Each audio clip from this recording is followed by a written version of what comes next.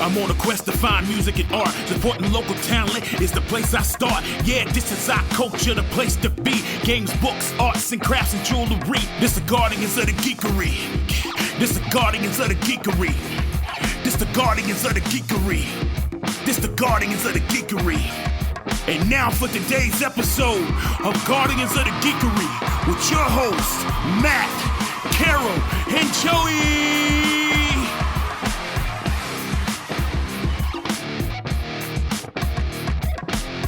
Holy moly, Guardians of the Geekery Market Edition. We're getting close. As we're recording this, we're within about 65 days, 60 days, something like that. So we're getting so close. Anything, within 90 days, we're starting to sweat and get those final details in place day by day, which makes it fun as well. So we're very excited to welcome back Moofy Creates. Yay! So this is year 2 for you, right? Yeah. So yay! So we're so excited to have you back. I do want to make a special announcement. It has nothing to do with Alicia. I'm sorry. It does, though. Actually, it does have something to do with Alicia. But if you are listening and you're in the Lake Norman area, please keep an eye out for their fall festival guide, because there is a copy of our information in there. So if you haven't been to an event where we've handed you a postcard to let you know about the Geekery Market and you want to have something to put up on your wall, make sure you grab a copy of that fall festival guide and you can get a little information there. Of course, you can always go to our website as well. But we are going to be in the Lake Norman Fall Festival Guide. So we're very honored to be in there, and definitely check it out. But yes, so Moofy Creates. So year 2, 30,000 square foot of geekery going on, and you will be one of it. So how was last year? Did you survive? Obviously you're back, so we can screw you off. I had a lot of fun. I didn't get to spend a lot because I didn't get to walk around a lot, but Same. Same. I spent zero. I think I spent zero last year. Yeah, I never did get to actually spend pick up a money at my present own from- market. It's like Yeah, very my rare. brother. I do end up with like a few little things here and there, but same. I'm always like, I can't wait to see that. And same. I did really well, and I had a lot of fun. And like the moment that the applications opened back up, I was like, that's my one of the things I want to do over and over again. We're so glad that you wanted to come back. We were so excited to see your application. We were like, yes. And for that those was an automatic. yeah, that was an automatic yes. So, and it wasn't always an automatic yes, right, Alicia? So can you imagine if we had accepted you the first year when you were just starting out? Like, you would be in trouble. I would not have had as much stuff as I thought I would have. So yeah, no. So people are always kind of funny about that. They're like, why don't you just sell out till you sell out? And it's like, because we want them to be successful. We don't want them to burn out or feel like a failure or whatever. And sometimes you have to kind of go to like 2 or 3 other events, figure out what your vibe is, what sells well, how to promote it, what to do when a customer comes up, so you're not like over eager Betty like in their face, but you're not sitting there acting like you don't want them around. Like it's a tough thing. Like I get too eager and Carol's like, please go away. We balance each other out. Yes, yeah, exactly. But that's when we connected together. That's when we were more successful. So I think sometimes people are like, if it's their very first event, I don't think we're the event for you, because it can be overwhelming, right? Like a lot of people coming through and a lot of stuff. But we are Joey, so glad you're back, and we just love what you absolutely. do. So, And Joey, I remember one of the early iterations when we were at a smaller venue with a different name, and we were doing food trucks at that particular space. And if you could tell that story about that poor guy, and this is a professional food truck person, yeah, but he had the Geekery market handed to him pretty rough. Oh, Yeah. So this was probably maybe 2019, like right before COVID, and we were in a different venue. We love Cabarrus Arena, but the venue we were at before did not have the built-in concession stand.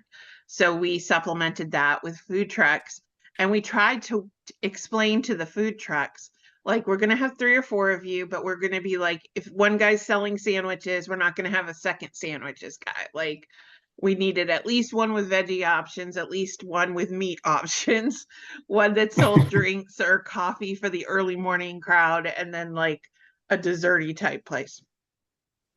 And we told them, you know, you need to be there on time and you can't pack up early or we're not gonna have you back, because that's one thing that drives me crazy. If a show ends at 4 and people are packing up at 2, it just makes the place look empty and it discourages people from coming. And, you know, it's not my thing.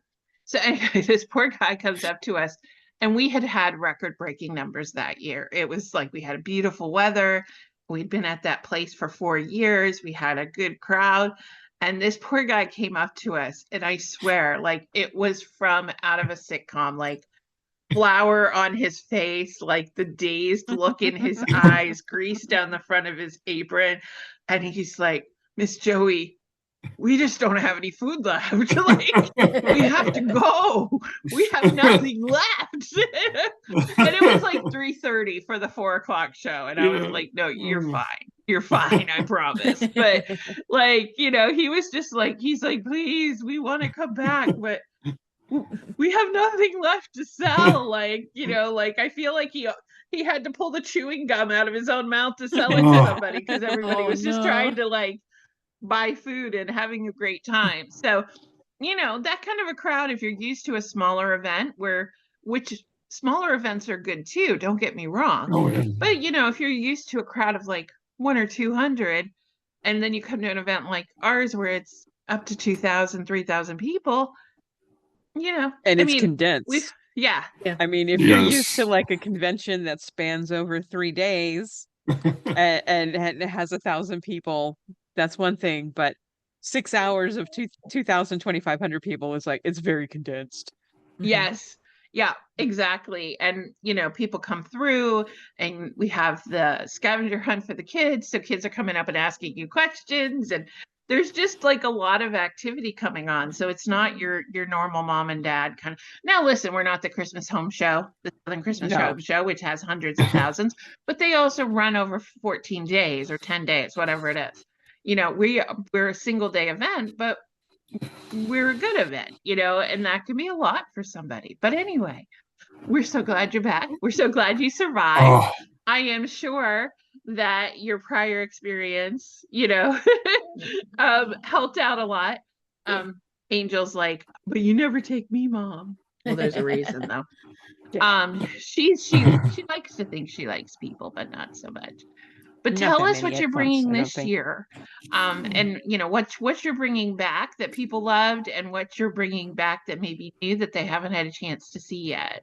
I'm still bringing the cross stitch earrings, and trying to bring a lot more of that. I've been working like crazy to get as many done as possible. I started expanding more and doing like beaded necklaces.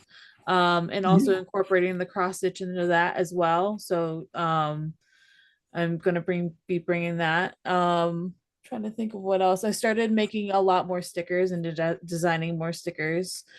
And I think like the bracelets are coming back, beaded rings are coming back, and the leather work that my husband does is coming back as well. Show us some stuff. So, This is the portion for our audio listeners where we're like, head over to YouTube or the geekerymarket.com so you can see this stuff.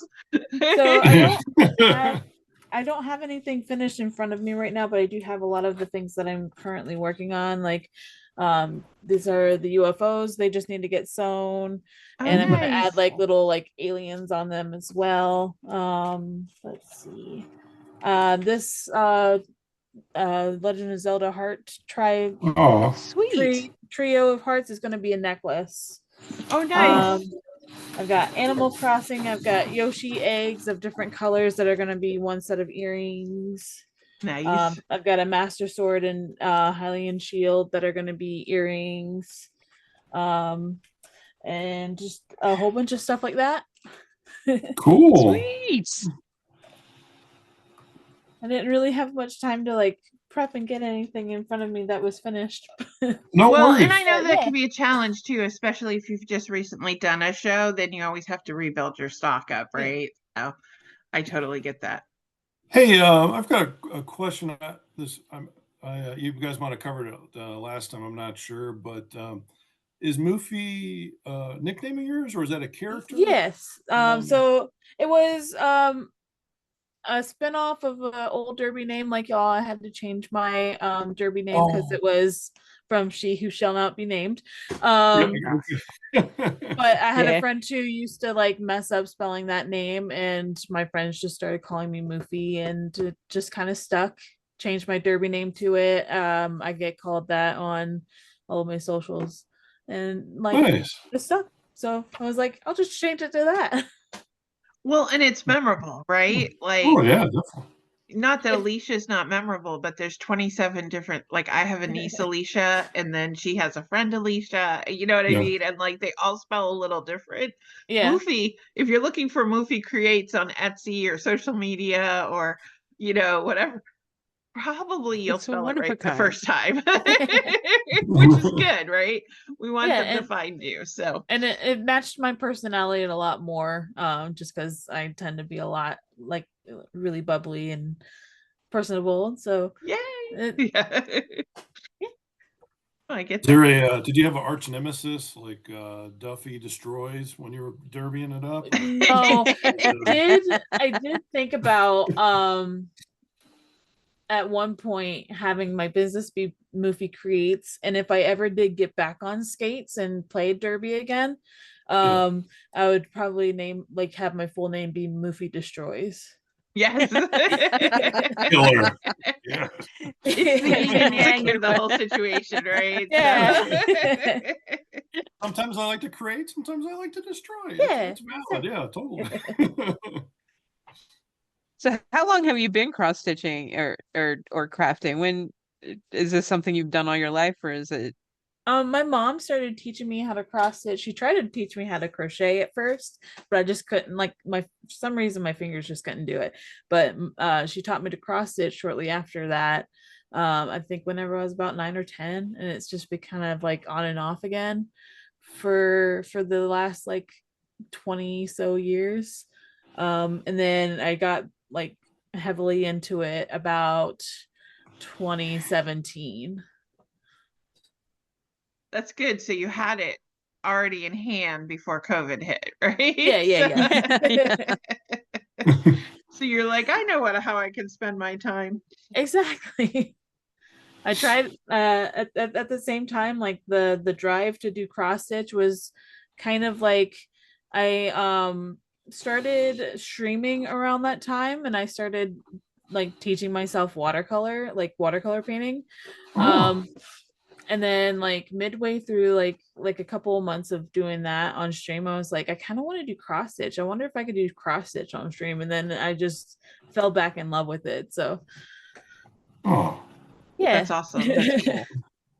I love Ah. cross stitch as well, but I also knit and crochet, although my crafting has fallen way off recently, but trying to get back into it. So but cross stitch, it looks deceptively easy, but man, one wrong stitch and you're pulling one a wrong lot stitch. of stuff out.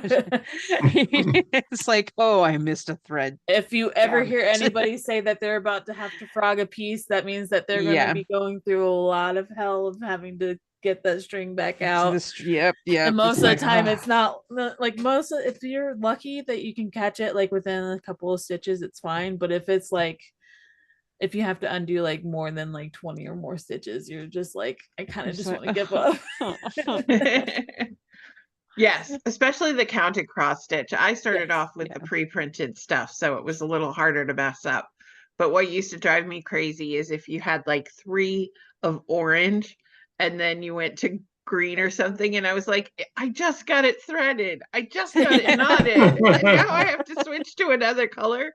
And when I was younger, you would see these long lines of like, oh, there's more orange down here. I'll just go down here and keep going. That's why I kind of like doing the smaller stuff, because then I like this is like not like I don't have to worry about a whole piece. Like it's just tiny, Yeah. and I can just not have to worry about finishing it with a lot with a lot of the big pieces that you have. Right. Yeah, you don't have to Well, make the and then back the look other pretty thing on those too, tiny things. yeah. And so it's a little more compact. You could do it at, in a sitting, as opposed to my sister. Now my sister, she was not very good at a lot of things, but crowned cross stitch, she could do that like nobody's business. And I've got like huge ones. Like she did one for my mom that was like, the 23rd Psalm with like different rows of decoration in between and all sorts of stuff like that. And I'm like, how can you do that? But you can't do like make a copy in the copy machine, but you can count cross stitch like nobody's business. I don't understand. Some of those big pieces, they're so gorgeous, but like you have to have, I say that I have patience. I don't have that kind of patience. No. I bought myself an embroidery set because one of our friends who came to the market last year, she's been posting her embroidery, and I was like, I could do that. I have gotten as far as putting the embroidery in the hoop. Does that count? It's like down here. Here it is. Yeah, this is as far as I've gotten, folks. And it's pre-printed, and there's no stitching. That's just that's. But isn't it pretty? It's kind of cute though. You're ready to start. If you just like cinch the back of it and just put that on the wall, I can be like, it's art. Yeah, you drew it. Yeah, it's definitely, that's like, I took it on vacation with me. I pulled it out, and Matt was like, I just keep moving these piles of thread from like one part of the vacation bungalow to the other. What's going on with this? So, but it's all good. So what is, so you said you were doing more of the beading with incorporating the cross stitch. You don't have any examples of that right now though, right? Because you've been not in my, like I have it right here, but I'd have to like dig for it, unfortunately. Okay.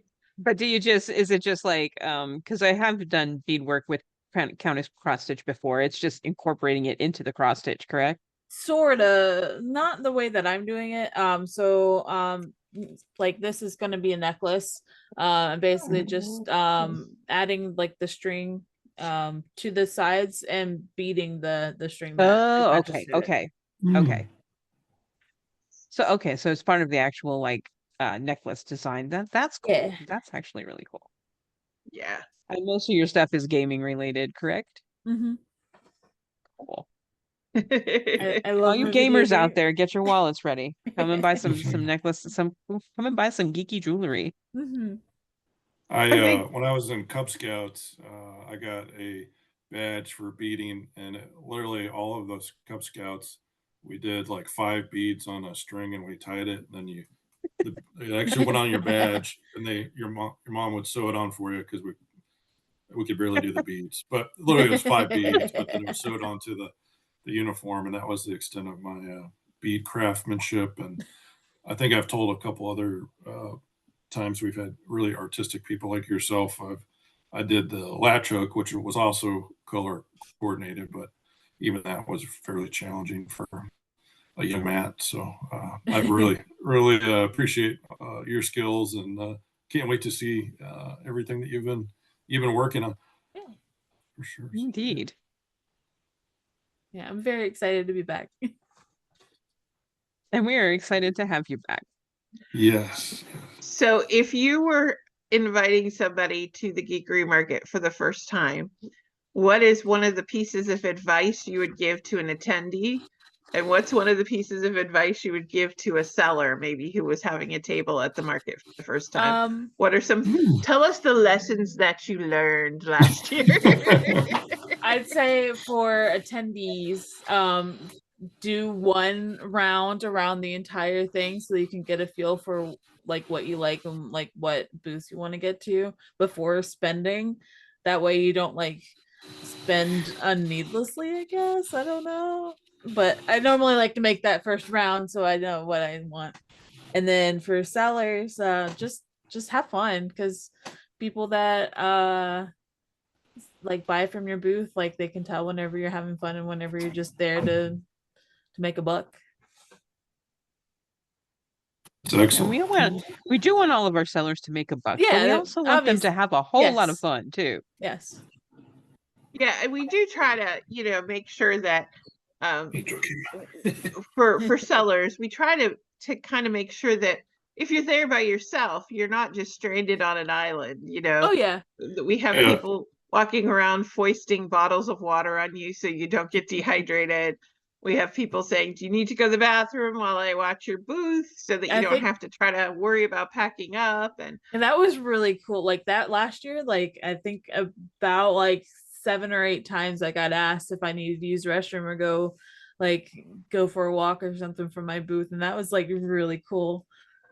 Yeah, we also had somebody that was like going over and picking up lunch orders, because you could order on the concession app or something.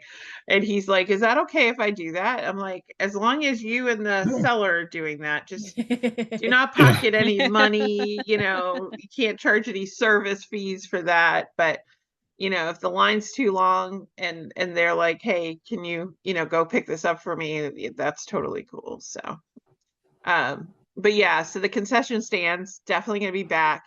We're hoping to get the new menu. They did a redesign of some of the menus, so we hope to share that soon so people can plan. But we'll also have a couple different food vendors out there. So there is the wine, the jam made with wine is coming back. I still I got to do that. And we got some crazy stuff going on, so it'll be good. So come and check that out. But we did change. If you came last year, we did change a couple things.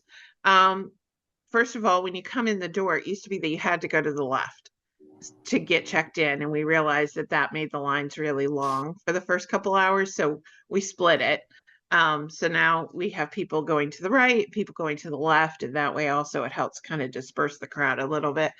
But so that's definitely one thing that we did to give a little bit more. But we also kind of changed the spacing on some of the places where we found that people were tending to congregate. So there's a little more walking space. I am a big fan of 10-foot aisles. You need to be able to walk down 2 directions. And if somebody wants to stop at the booth, they don't feel like they have to be carried along like, a piece of driftwood in the roaring ocean with the crowd and not get to stop and see anything.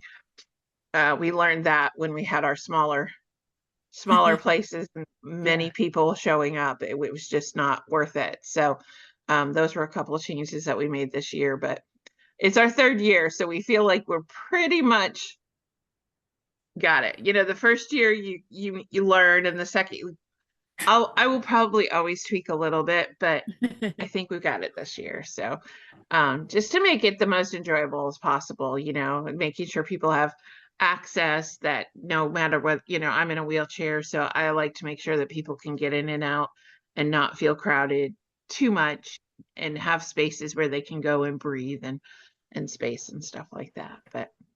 And you need room for the electric slide that spontaneously erupts here and there. So, That's right. I missed that part last year. I must have. You also need room for the occasional lightsaber duel amongst authors. Yes. Yeah. So lightsaber duels. We Plus with do... Jedi Santa, we had Swordwind come in and do a duel with Jedi Santa.